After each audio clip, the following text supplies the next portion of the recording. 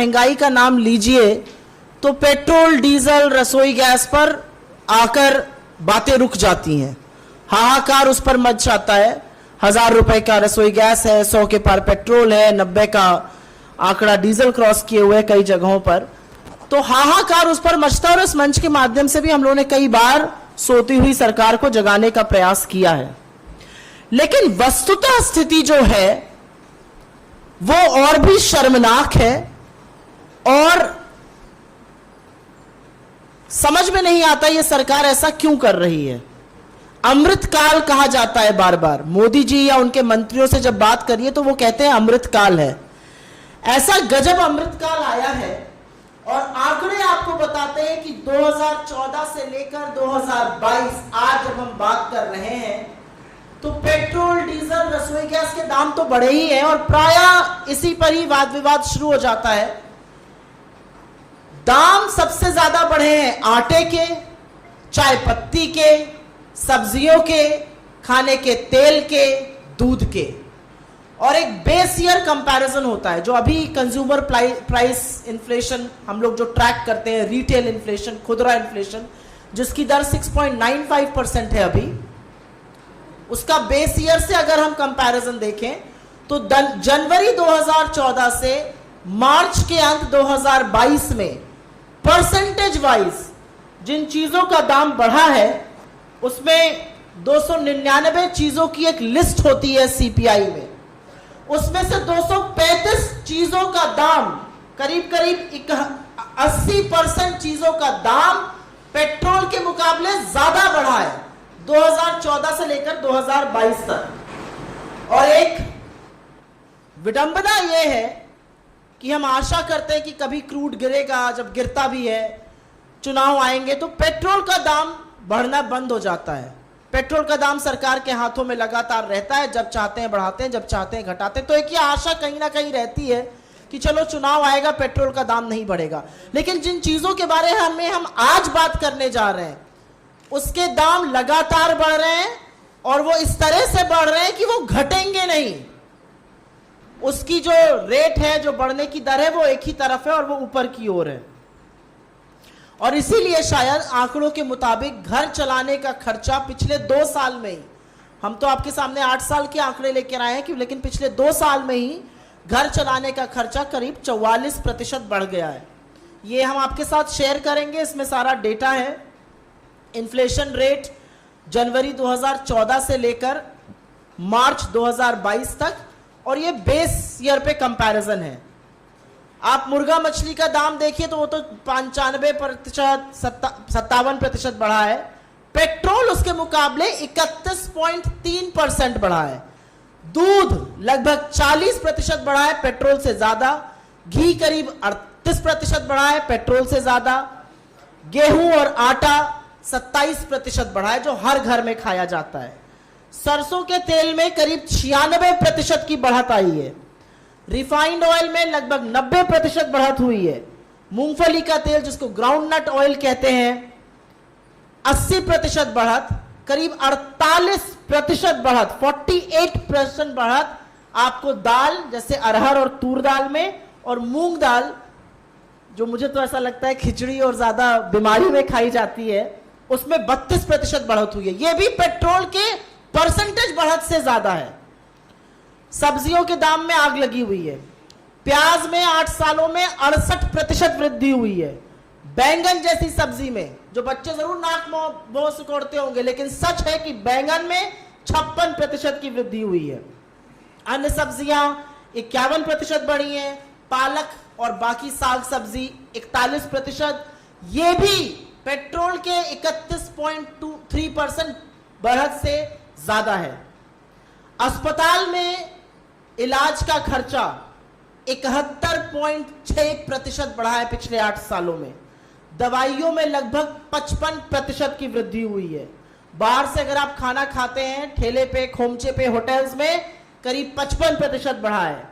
बस का किराया करीब 54% बढ़ा है। ट्यूशन फीस, सबको पता है कि महामारी के दौरान और आर्थिक मंदी के चलते सबसे ज्यादा मुश्किल मध्यम वर्ग परिवारों को बच्चों का ट्यूशन फीस देने में हुई, वो 51% बढ़ी है। घर का किराया 46% बढ़ा है। और ये सारी चीजें मैं फिर से दोबारा से कहूंगी, पेट्रोल 31.3% और ये सारी चीजें उससे ज्यादा पिछले 8 सालों में। तो सिर्फ महंगाई से ही लोगों को त्रस्त नहीं किया जा रहा है, जो थोड़ी बहुत जमा पूंजी आपकी बैंक में है, एफडी में, उसमें भी डाका डाला जा रहा है और आपके सर के ऊपर कर्जा भी का बोझ बढ़ रहा है। यह सच है कि भारत की अभी जो वित्त मंत्री ने थोड़े दिनों पहले आंकड़े रिलीज किए थे, दिसंबर 2021 की तिमाही में हमारा जो एक्सटर्नल डेट है वो 46 लाख करोड़ के पार है। तो मोटे तौर पर, बुजुर्ग तो छोड़ दीजिए, आज इस देश का नवजात शिशु भी अपने सिर पर 46,000 रुपए का कर्जा लेकर पैदा होता है। तो अंत में सिर्फ एक ही बात कहनी है कि 2 या 3 ज्वलंत सवाल हैं, क्योंकि बार बार पेट्रोल, डीजल और रसोई गैस की बात होती है जो हर घर में इस्तेमाल होता है। लेकिन सवाल यह है कि जब इस देश की 84% आबादी की आय घटी है, जब इस देश के सबसे गरीब 15 करोड़ परिवारों की आय आधी हुई है, तो यह सरकार महंगाई को खत्म करने के लिए, महंगाई को पे लगाम लगाने के लिए क्या कारगर कदम उठा रही है। दूसरा सवाल सरकार के तमाम मंत्रियों और प्रधानमंत्री से है कि क्या उनको इस बात का इल्म है, क्या उनको इस बात की नॉलेज है कि महंगाई के ही चलते भारत में कुपोषण और भूखमरी दोनों के केसेस बढ़ रहे हैं। कुपोषण का इंडेक्स सरकार खुद जारी करके बताती है लोगों में कैसे कुपोषण बढ़ रहा है, और हंगर इंडेक्स में लगातार भारत का गिरना नेपाल, बांग्लादेश और पाकिस्तान तक के नीचे होना इसका सबूत है। कुछ चीजों का दाम आपके सामने जरूर कोट करना चाहती हूं। जो आटा 10 रुपए पे मिलता था, 20 रुपए पे मिलता था, आज वो 30 रुपए प्रति किलो है। पकौड़ा तलने वाला तेल 240 रुपए प्रति लीटर है। दूध का दाम अभी अभी बढ़ा है, मदर डेयरी का 1 लीटर का दूध 60 रुपए प्रति लीटर है। और ये सारी वो चीजें हैं, और मैंने जानबूझकर इन 3 चीजों को लिया है क्योंकि ये हर घर में, मध्यम वर्ग में, निम्न मध्यम वर्ग में, गरीबों के यहां, अमीरों के यहां, सबके यहां इस्तेमाल होती हैं। तो आखिर सरकार के पास इससे जूझने की, इनको कम करने की क्या रणनीति है? तो हमारा अपना मानना है, और ये 2 बड़ी मांगे हमारी हैं कि बिना वक्त बर्बाद किए, बिना वक्त जाया किए, सरकार बेलगाम दामों पर रोक लगाए, ठोस कदम उठाए। और शुरुआत जो है वो पेट्रोल, डीजल और रसोई गैस से की जा सकती, क्योंकि ये सच है कि इन सब चीजों का, जिनका हमने जिक्र किया, बड़े कारण पेट्रोल, डीजल और रसोई गैस है। डीजल मेन ट्रांसपोर्ट फ्यूल होता है, उसको बढ़ने से ही ज्यादातर चीजों के दाम बढ़ते हैं। हमारी ये भी मांग है कि जो सरकार लगातार इस मुद्दे से बच रही है और ध्यान भटकाने का काम कर रही है, अब वक्त आ गया है कि इकोनॉमी पर, और उससे ज्यादा जरूरी है महंगाई पर, एक श्वेत पेपर, एक श्वेत पत्र, एक व्हाइट पेपर प्रस्तुत करे और लोगों को बताए कि उसके पास क्या रणनीति है जिससे दामों में रोक लगाई जा सकती है। क्योंकि यह सच है कि महंगाई एक तरफ है और रोजगार का ना होना, घटती आय होने से यह महंगाई और भी ज्यादा कमर तोड़ रही है। पहले से ही बोलते हैं, न प्रधानमंत्री डायरेक्टली देश से बात करते हैं, न अमित शाह जी बात करते हैं, देश के गृह मंत्री हैं। इस देश में दंगे भड़के हुए हैं, 10 राज्यों में दंगे हो रहे हैं, लेकिन मैंने प्रधानमंत्री और गृह मंत्री को नहीं सुना। आप लोगों के और सूत्रों के हवाले से ही पता चलता है। खैर, सॉरी, प्लीज पूछिए। सूत्रों के मुताबिक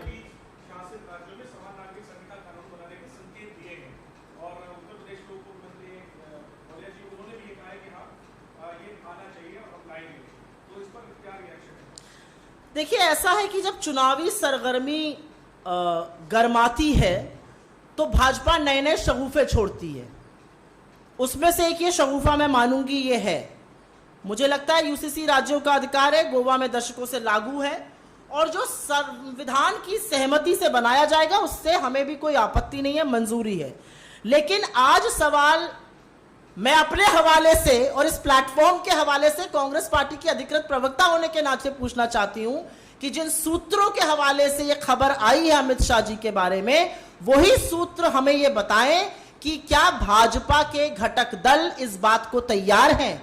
क्या अमित शाह जी, जिनको आज रिसीव करने नीतीश कुमार जी एयरपोर्ट पर पहुंचे थे, क्या उनकी सहमति है इसके बारे में?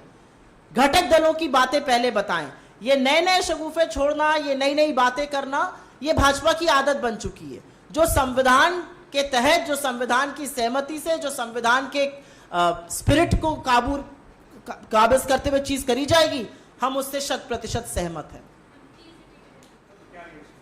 देखिए, ऐसा है कि यूजुअली हम इस मंच से इंडिविजुअल्स के खिलाफ टिप्पणी नहीं करते हैं, लेकिन ये सच है कि इसी चुनाव के दौरान और इसी चुनाव के बीच में उनके पुत्र ने शायद किसी और दल को ज्वाइन किया, और अब मुंह छुपाने के लिए इस तरह के काम करके चाटुकारिता की जा रही है। मुझे ऐसा लगता है इससे ज़्यादा मैं और कुछ कहना नहीं चाहूँगी।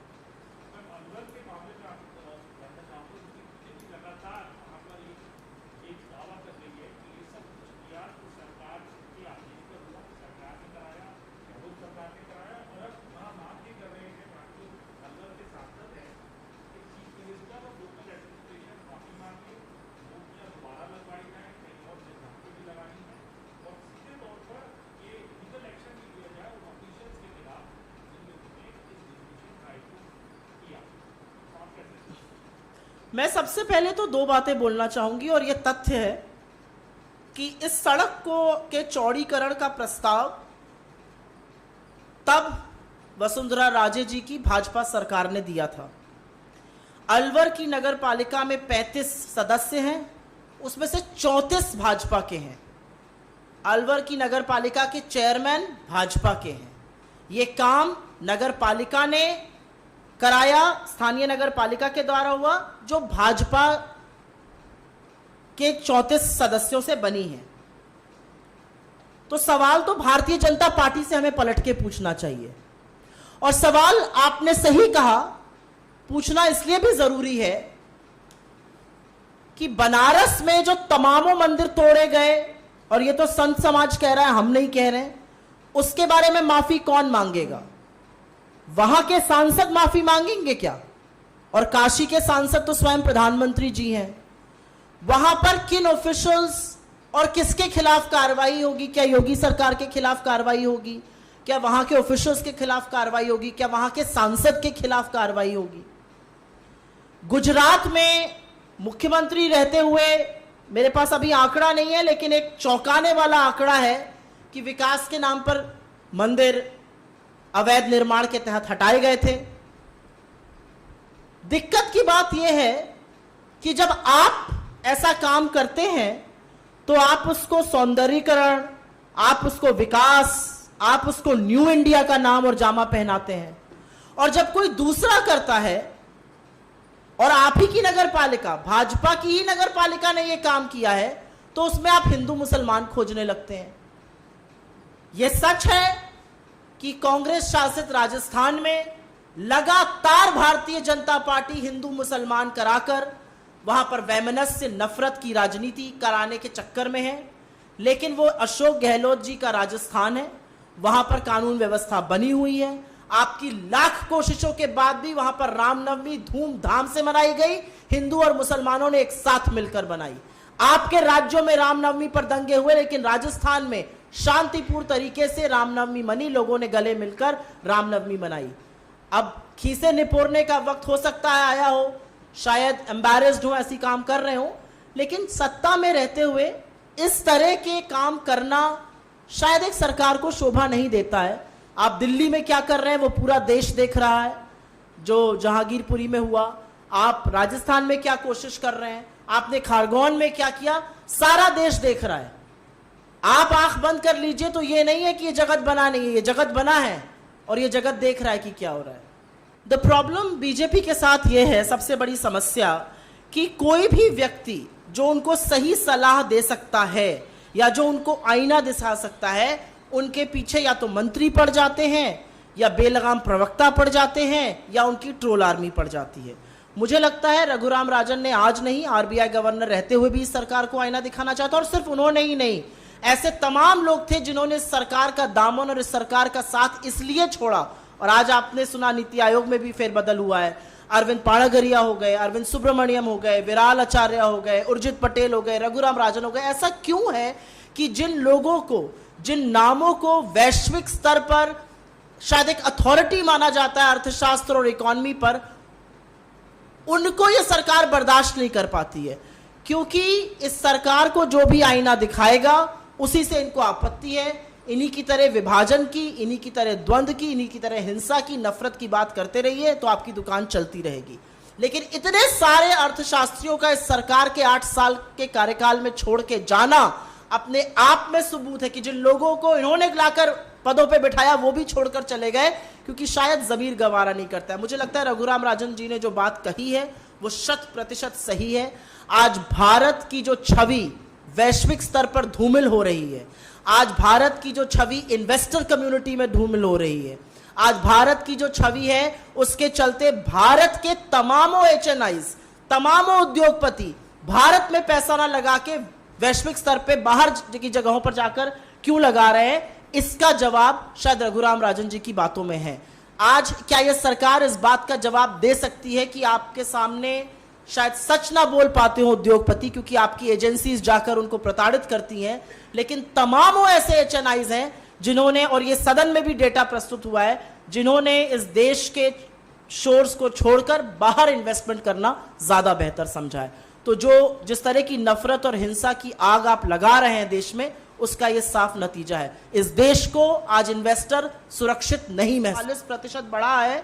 मैं अभी पेट्रोल, डीजल, एलपीजी और फर्टिलाइजर की बात ही नहीं कर रही हूं। जो आपकी बात सही है कि 50 किलो की बोरी को 45 किलो का करके उसका भी दाम बढ़ा दिया गया।